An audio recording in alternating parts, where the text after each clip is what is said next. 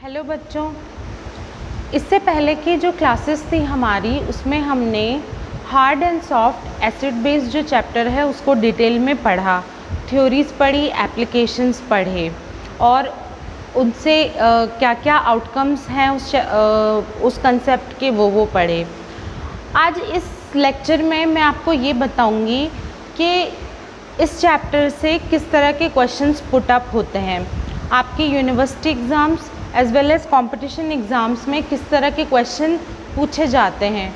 Problem ये आती है अपने साथ कि हम चैप्टर को पूरा पढ़ लेते हैं, हमें चैप्टर में सब कुछ आता है, लेकिन हम ये जब इसी चैप्टर से जब एग्ज़ाम्स में क्वेश्चन पुट अप होते हैं तो हम क्वेश्चन अटेम्प्ट नहीं कर पाते। हम ये कंसेप्ट नहीं लगा पाते कि किस तरफ जाएं, क्या रिकॉल करें और किस तरह से इस क्वेश्चन को सॉल्व किया जाए। तो हार्ड एंड एसिड बेस्ड जो चैप्टर है इसमें किस तरह के कॉम्पिटिशन्स में क्वेश्चन पूछे गए हैं, मैं कुछ स्पेशल 10 जो क्वेश्चंस है वो आपके साथ डिस्कस करूँगी एंड आपको थोड़ी हेल्प हो जाएगी कि इस चैप्टर को हमें किस तरह से कवर करना है। जैसे फर्स्ट क्वेश्चन मैं आपको डिस्कस करती हूँ कि नॉर्मल थ्योरेटिकल क्वेश्चन पूछा जा सकता है कि सिम्बायोसिस की थ्योरी किसने दी थी। Who gave the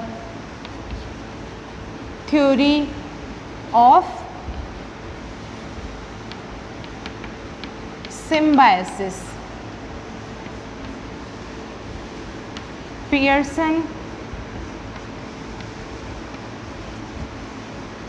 Jorgensen,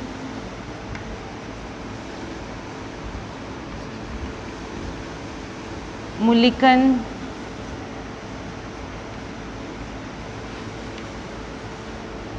आर्रेनियस। जैसे हमारे पास सिंपल सा क्वेश्चन आया है कि सिम्बायोसिस का जो कंसेप्ट था वो किसने दिया था, तो हम इसमें से अगर थ्योरेटिकल क्वेश्चन है तो हमें पता है, हमने पढ़ा है कि सिम्बायोसिस की थ्योरी दी थी जॉर्जेनसन ने 1968 में। तो इस तरह के थ्योरेटिकल क्वेश्चन बन सकते हैं। नेक्स्ट क्वेश्चन जो इसमें बन सकता है वो है, हमने एक चार्ट पढ़ा था, टेबल पढ़ी थी, उसमें हमने क्लासिफाई किया था एलिमेंट्स को, hard acid, soft acids, hard base, soft base. जैसे क्वेश्चन ये आ सकता है, विच of the following is a soft acid?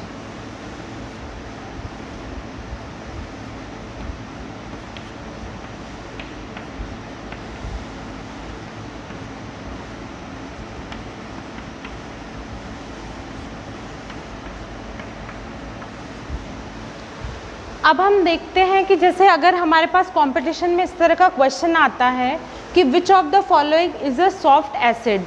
मान लीजिए हमने जो एक टेबल क्लासिफाई की थी वो हमें याद नहीं है, हम भूल जाते हैं कभी कभी कि थोड़े कंफ्यूज से हो जाते हैं कि किस तरह से वो टेबल थी।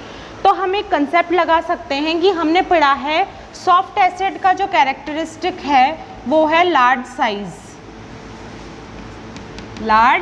साइज।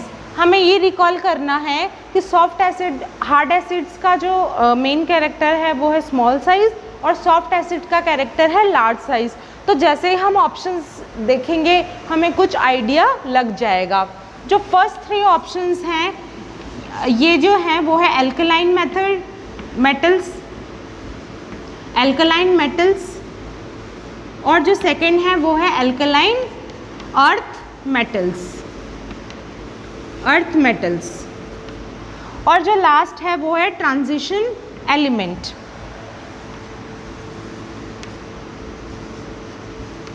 तो हम देख सकते हैं कि एल्कलाइन मेटल्स और alkaline earth metal periodic table में वैसे ही छोटी साइज़ के होते हैं, एस ब्लॉक एलिमेंट्स हैं, तो ये तो ऑप्शन हो नहीं सकते, इसलिए ये लास्ट ऑप्शन है क्योंकि इसकी साइज़ रिलेटिवली लार्ज होती है।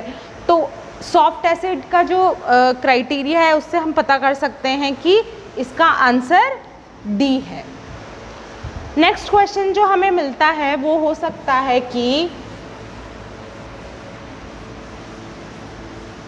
नेक्स्ट टाइप ऑफ क्वेश्चन जो बनता है वो ये है, LIF is a combination of hard acid and hard base, soft acid and hard base, hard acid and soft base, soft acid and hard base।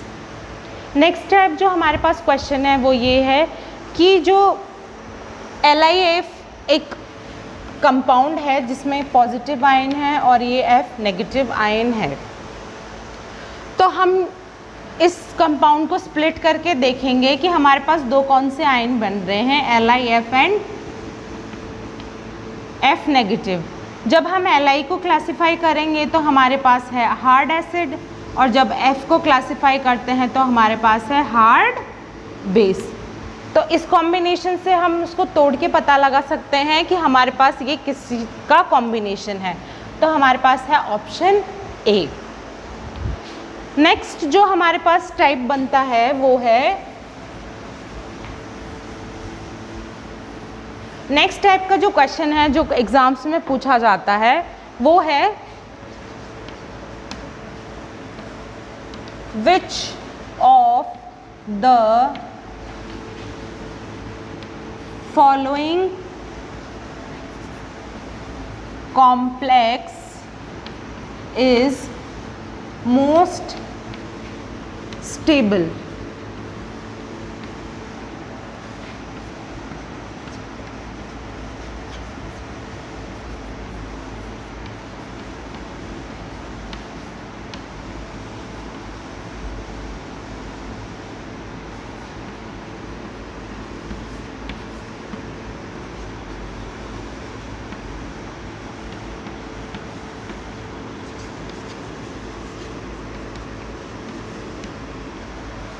Next type का पास जो question बनता है वो ये है कि which of the following complex is the most stable complex, इन चारों में से कौन सा कॉम्प्लेक्स बहुत स्टेबल है। तो चारों ऑप्शन देखते से सबसे पहली बात जो हमें पता चलती है वो ये है कि इसमें सिल्वर जो है Ag कॉमन है, तो हमारे पास एक आयन हो गया सिल्वर। नेक्स्ट जो हमारे पास हेलोजेंस जो है वेरी कर रहे हैं, हेलोजेंस में हमारे पास है iodine, Br2, Cl2 and F2। तो हमें ये देखना है कि Ag जो है वो सॉफ्ट है कि हार्ड कैटेगरी का है, क्योंकि हम ये रिकॉल करते हैं थ्योरी से कि जो हार्ड एसिड है एंड हार्ड बेस है एंड सॉफ्ट एसिड है एंड जो सॉफ्ट बेस है, इसका कॉम्बिनेशन का कॉम्प्लेक्स ही मोस्ट स्टेबल कॉम्प्लेक्स होगा। बाकी कोई सा भी कॉम्बिनेशन अनस्टेबिलिटी को फैक्टर देता है। तो हम ये देखते हैं कि Ag जो है वो एक सॉफ्ट कैटेगरी का है, ये सॉफ्ट है। तो हम सेकंड ऑप्शन में चले जाते हैं कि सॉफ्ट एसिड के साथ सॉफ्ट बेस ही स्टेबल कॉम्प्लेक्स बनाएगा। तो हम अगर हैलोजेंस को क्लासिफाई कर दें तो हमारे पास I तो है सॉफ्ट, Br2 है बॉर्डर लाइन, और ये दोनों है हार्ड कैटेगरी के। तो हम ये देखते हैं कि आयोडीन के साथ सिल्वर का जो कॉम्प्लेक्स है वो सॉफ्ट का कॉम्बिनेशन बना रहा है, इसलिए जो फर्स्ट ऑप्शन है is the most correct option. Next type का जो क्वेश्चन कंपटीशन में पूछा जाता है वो है,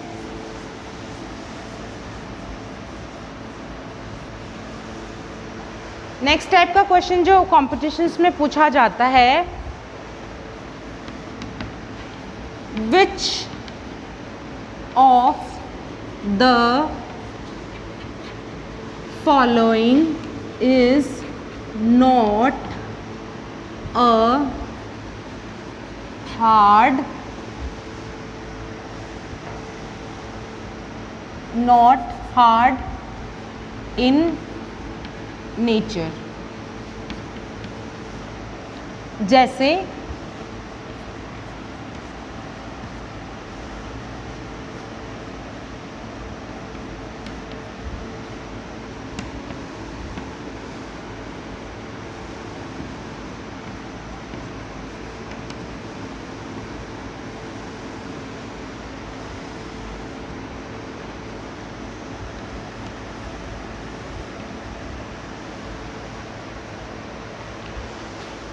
नेक्स्ट क्वेश्चन है हमारे पास ये है कि which of the following option is not hard in nature.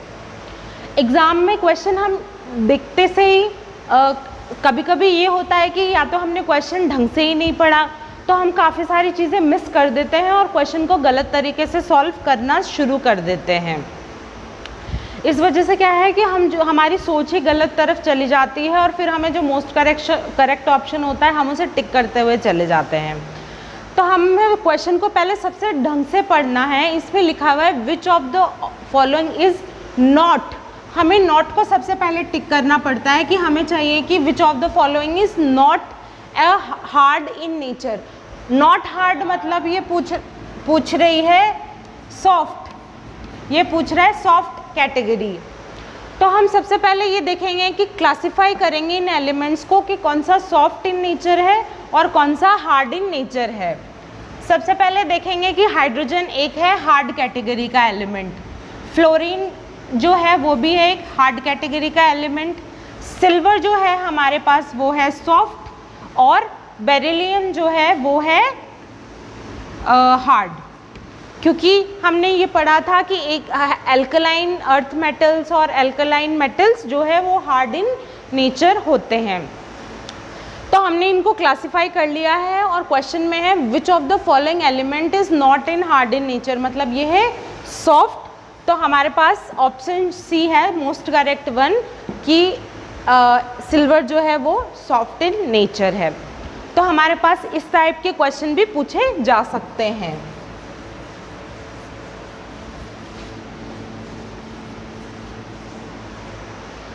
Next जो हमारे पास क्वेश्चन का टाइप होता है कि पूछा जा सकता है विच of the following is a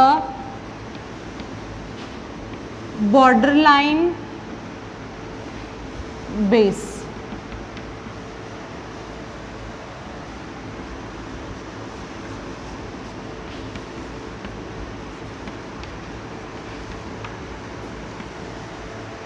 हमारे पास आता है कि which of the following is a borderline base. हमने क्लासिफाइंग टेबल याद करी है और एलिमेंट्स को क्लासिफाई किया है। हमने बहुत सारे एग्जांपल्स में देखा है कि FCl Br हार्ड कैटेगरी के हैं, ये बॉर्डरलाइन कैटेगरी का है और ये सॉफ्ट कैटेगरी का है। जो इम्पोर्टेंट क्वेश्चंस हैं बच्चों वो अपन से बन सकते हैं। नेक्स्ट क्वेश्चन जो मैं आपसे डिस्कस कर रही हूँ वो है एक और इम्पॉर्टेंट थ्योरेटिकल क्वेश्चन जो अपने बन सकता है वो है कि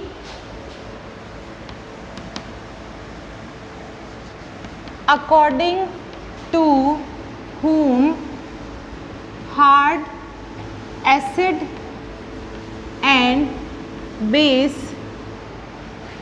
were classified as hard and soft.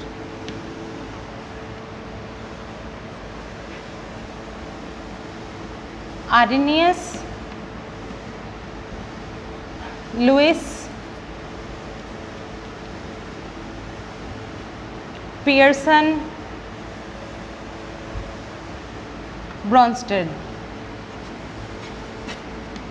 एक और इम्पॉर्टेंट थ्योरेटिकल क्वेश्चन जो अपने बनता है वो है कि अकॉर्डिंग टू whom, मतलब किसने hard and soft acid base concept दिया था एसिड्स एंड बेसिस को लेके।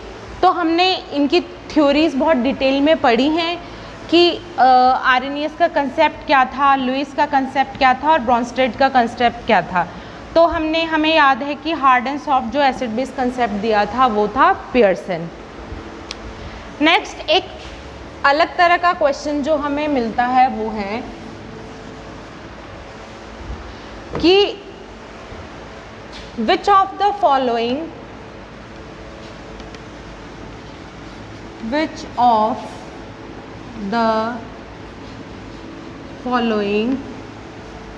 exists as oxide in nature। इनमें से कौन से जो एलिमेंट्स हैं वो ऑक्साइड के फॉर्म में एग्जिस्ट करते हैं।